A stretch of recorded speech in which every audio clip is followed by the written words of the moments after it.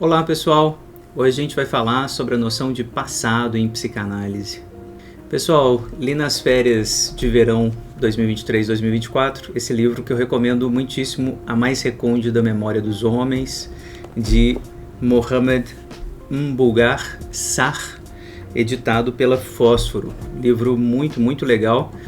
Eu não vou entrar nos detalhes da história do livro, caso vocês queiram, me peçam aí o vídeo aqui nos comentários, mas vou comentar um trechinho que está aqui na página 181, 182, que me chamou a atenção, um trecho muito bonito, para a gente falar um pouquinho sobre a noção de passado em psicanálise e principalmente como que isso se articula às noções que a Melanie Klein vai trazer de reparação e culpa.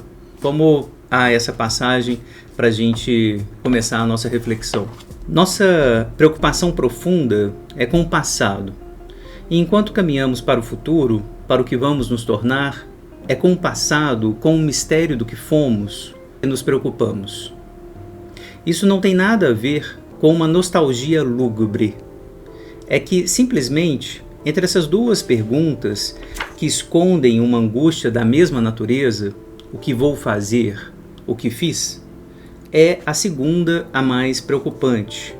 Ela elimina qualquer possibilidade de correção de uma nova chance. Em o que eu fiz, ressoa também o sino de foi feito para a eternidade. Essa é a pergunta do homem honesto que comete um crime num acesso de fúria e que logo depois, recuperada a lucidez, leva as mãos à cabeça: o que foi que eu fiz? Esse homem sabe o que fez, mas sua angústia, seu horror, decorre, sobretudo, de saber que não pode desfazer, reparar o que fez.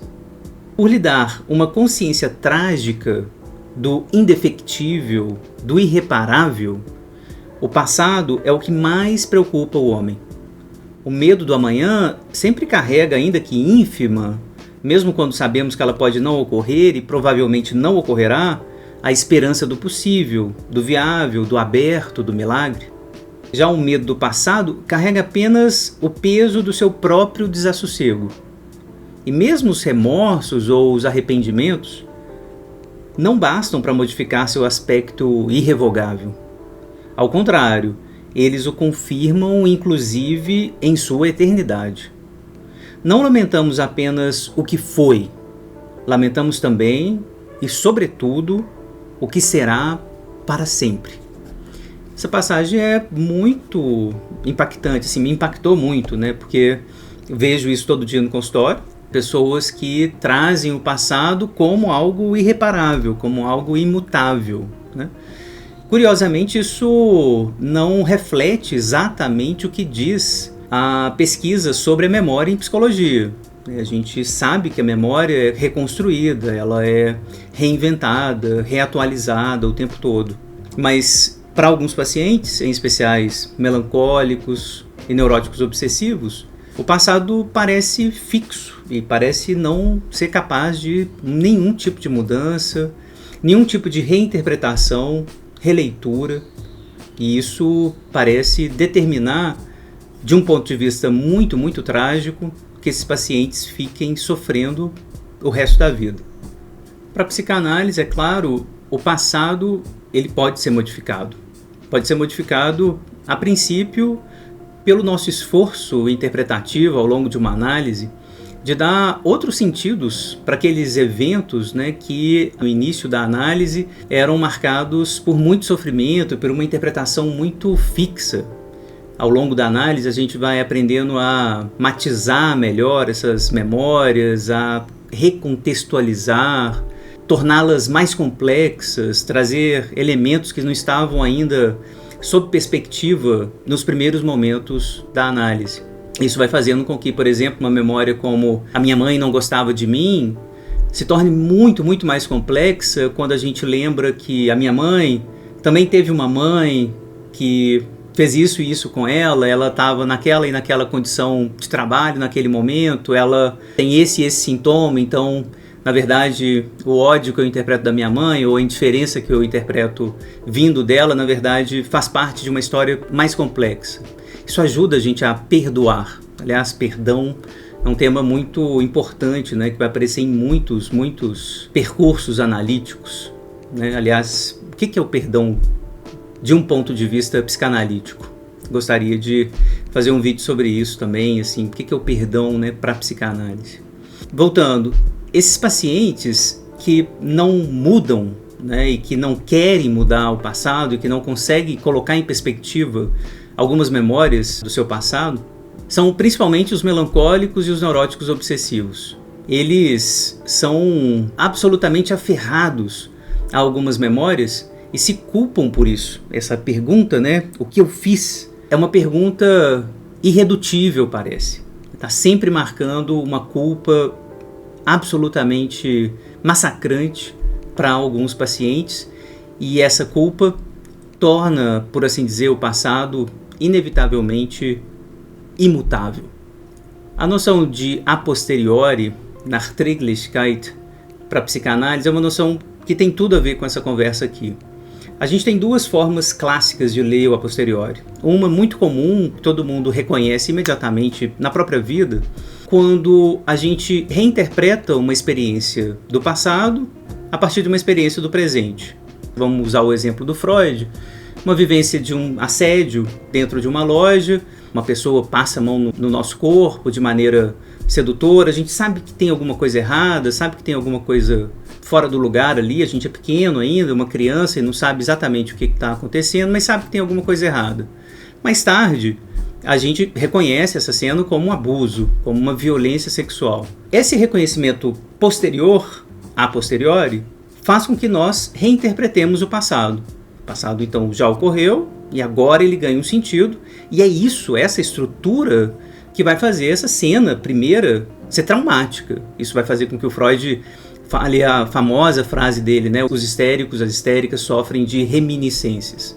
Essa reminiscência, né, os restos dessa memória que ficam cravados, enclavados na vida psíquica da gente, ganha esse sentido sexual, traumático, só depois. E dessa coisa interna, a gente não consegue fugir mais. A vivência já foi feita. Então essa é a primeira versão do a posteriori. Uma outra versão decorrente dessa, essa é muito mais importante para o Laplanche, outros autores, André Green, Jacques André, que diz respeito às vivências do passado permanecem no presente. Essas vivências, o assédio, algo traumático, as palavras que machucam, enfim, os atos que fizemos, né? Tudo isso que tinha um certo sentido no passado vai também ganhar um sentido adiante, mas essas cenas permanecem, elas continuam. O a posteriori se aproxima aqui firmemente da compulsão à repetição. Então, tudo aquilo que a gente faz repetidamente, parece nunca mudar, essas coisas que ficam insistindo no mesmo, né, uma mesma coisa na nossa vida e na nossa existência como um todo, isso é o aparecimento disso que a psicanálise chama de a posteriori. É o passado que se recusa a se tornar passado. É o passado permanentemente presente. Então essa é uma perspectiva muito importante para a gente ler o a posteriori, não apenas como uma fantasia retroativa, algo de uma reinterpretação ou de dar sentido de outra forma ao nosso passado. Essa primeira lógica do a posteriori é super importante numa análise, né? A gente vai se ressignificando ao longo da análise, mas essa segunda noção, essa é trágica e essa é a mais importante para a psicanálise. O passado permanece presente. O passado se recusa a encontrar não apenas o seu lugar no passado, mas também uma fluidez dinâmica de sentido, uma complexidade borrada de sentido que os eventos do passado necessariamente têm. Reconhecer esse tipo de coisa, que a gente era criança e não tinha acesso ao significado das relações sociais, políticas, éticas, complexas, ajuda muito durante uma análise. Aos poucos a gente vai perdoando a criança por uma coisa que ela não tem culpa, ou perdoando os nossos pais porque a gente não efetivamente sabia toda a dinâmica social, econômica, política que envolvia os afetos nos romances familiares nos quais a gente estava imerso. Então, saber fazer esse jogo tem a ver com o que a psicanálise chama de perdão, e o que a Melanie Klein, em especial, vai chamar de reparação. Reparação é, portanto, uma operação psíquica que visa corrigir o modo que a gente vê, interpreta, dá sentido a uma determinada experiência do passado. Principalmente sendo mais complexo, abrindo mais espaço para nuances. Os exemplos notáveis da Melanie Klein é quando a gente consegue unir objetos que antes eram muito separados, como bons e maus. A reparação tem a ver com a junção desses objetos e, de repente, se dá conta de que o seio bom é também o seio mau. Que o seio mau é o mesmo que o seio bom. E eles, na verdade, são um só. O movimento de reparação, que tem tudo a ver com o que a Melanie Klein vai chamar de fase depressiva, ou estágio depressivo, ou posição depressiva, como ela prefere. A posição depressiva tem efetivamente esse efeito depressivo porque, de fato, há muitas perdas aqui. Do conforto psíquico, apesar de esquizoparanoide, com muitas angústias, mas do conforto que gera esse mundo todo separadinho, entre bom e mal.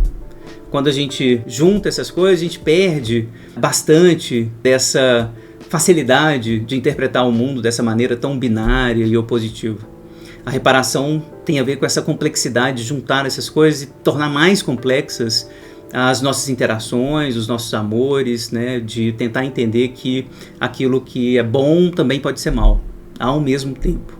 Reparação tem a ver, então, com essa possibilidade de redescrever o passado a partir de uma perspectiva nova. Portanto, o que eu fiz não está de maneira nenhuma ligado ao indefectível, àquilo que não pode ser modificado. Para a psicanálise, é sempre possível, de alguma maneira, fazer as pazes, ou pelo menos matizar um pouco aquilo que a gente fez, em especial quando a gente é muito pequenininho, quando a gente não tem acesso às informações, às complexidades que envolvem as interações humanas. A grande questão está, óbvio, quando a gente fala de responsabilidade adulta.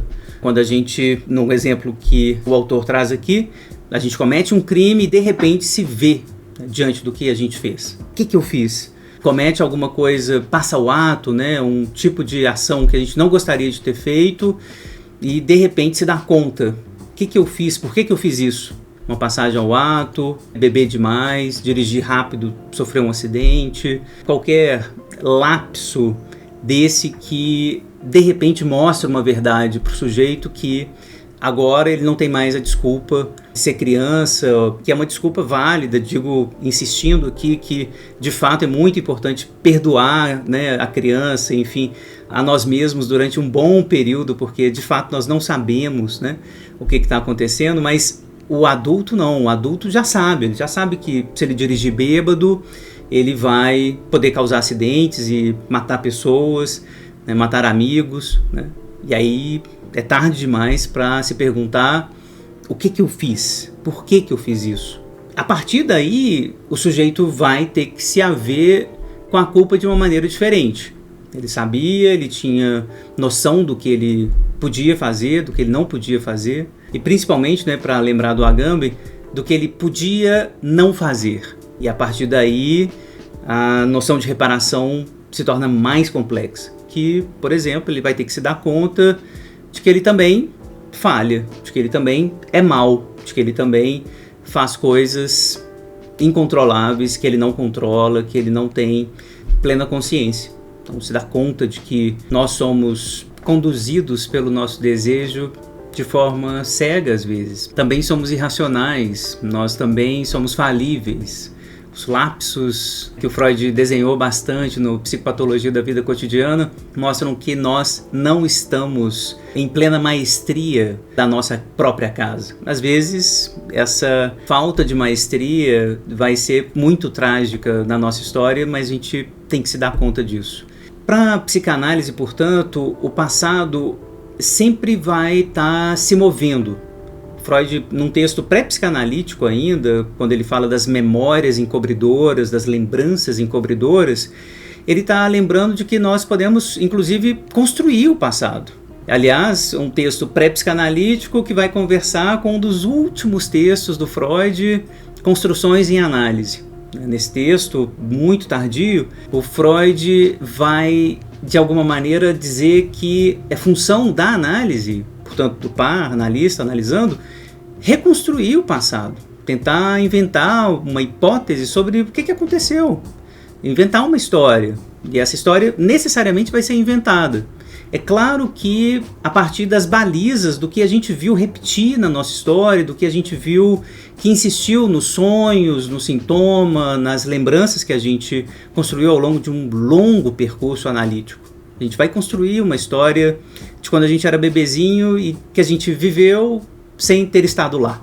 Freud, portanto, vai nos convidar, no início e no final da obra, a imaginar que o passado não é tão imutável como a gente gostaria que ele fosse. O que o melancólico e o neurótico obsessivo nos trazem, com esse sintoma trágico de trazer o passado como algo imutável e irredutível, na verdade é um investimento libidinal que eles fazem para evitar essa dinâmica, para evitar a reinterpretação do passado e a abertura que nos angustia também. A gente nunca vai saber exatamente quais foram todas as variáveis que envolviam as nossas ações, ou as ações dos nossos pais, como que nós podemos interpretar completamente os nossos romances familiares. A gente nunca vai conseguir fazer isso de forma plena e categórica. Sempre vai ter brechas, sempre vai ter nuances, possibilidades novas de reinterpretação.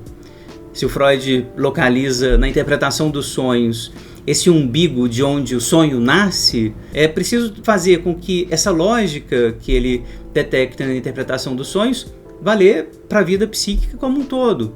A gente, nessa grande teia, rede narcísica que compõe os nossos eus, a gente brota, na verdade, desses pontos obscuros, massas, por assim dizer, muito densas de coisas e vivências e excitações que permanecem na gente, mas cujo sentido sempre vai nos escapar um tanto.